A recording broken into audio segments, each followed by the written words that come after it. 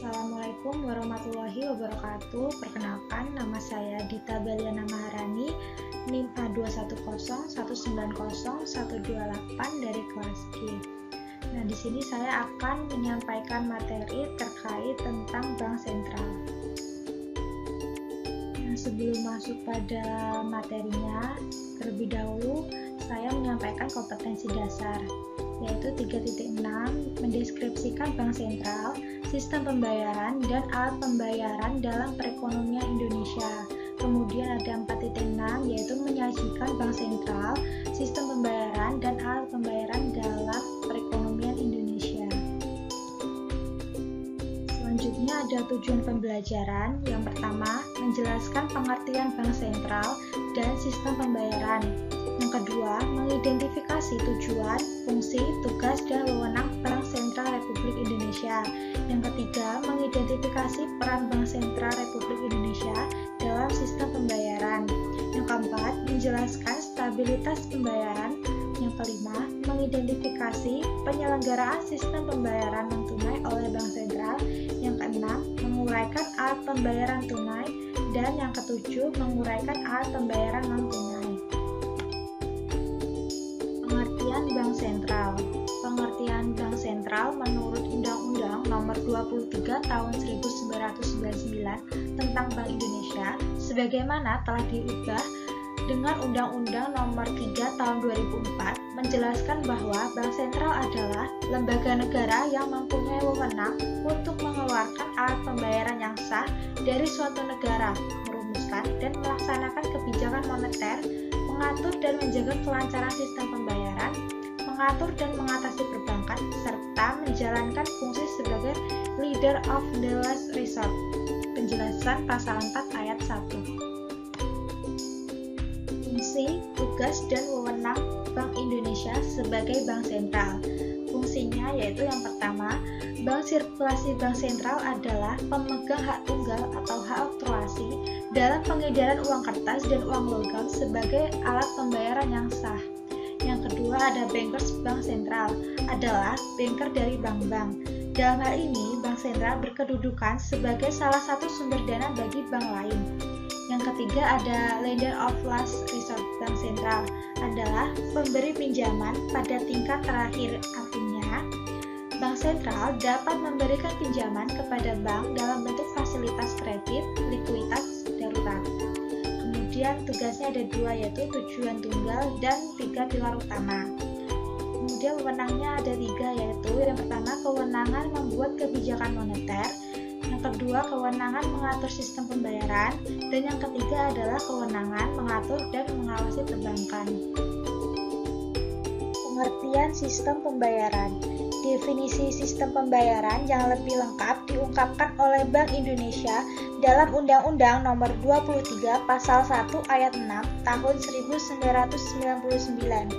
Sistem pembayaran merupakan seperangkat aturan, lembaga, dan mekanisme yang digunakan untuk melaksanakan pemindahan dana guna memenuhi suatu kewajiban yang timbul dari suatu kegiatan ekonomi.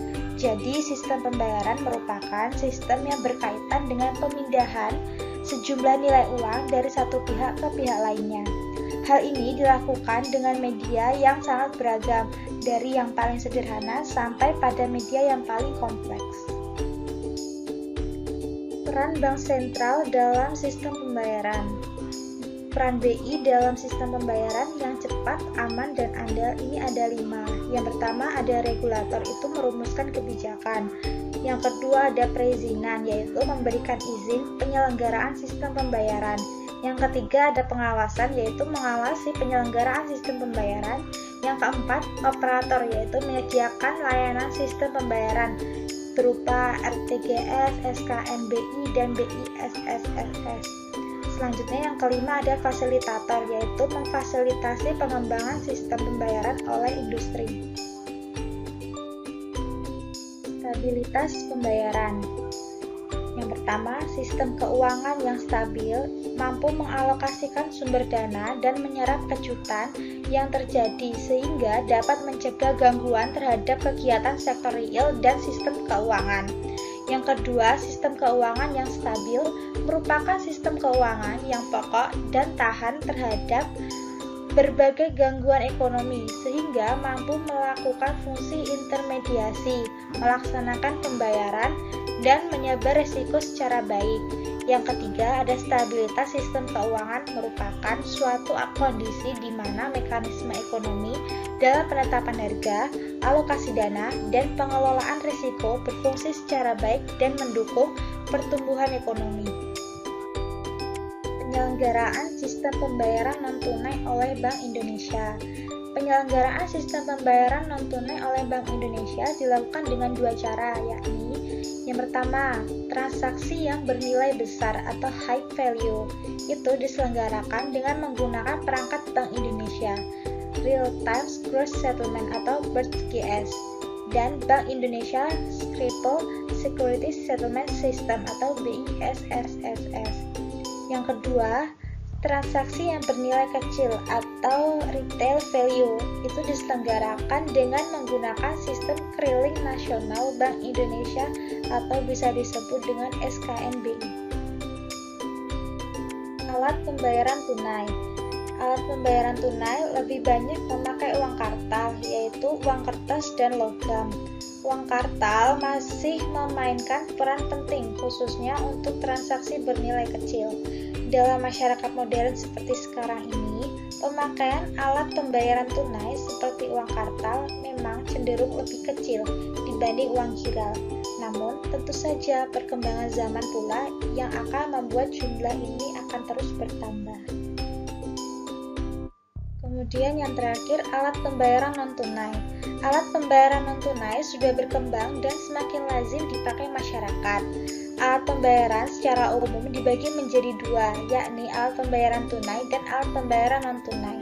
Alat pembayaran tunai tiada lain adalah uang rupiah sebagaimana sudah dijelaskan sebelumnya. Sedangkan pembayaran non-tunai secara umum dibagi menjadi dua, yakni alat pembayaran berbasis kertas atau paper based, yaitu cek, biliet, giro, dan nota debit. Kemudian yang kedua ada alat pembayaran berbasis elektronik atau electronic based, yaitu kartu ATM atau debit, kartu kredit, dan uang elektronik atau e-money.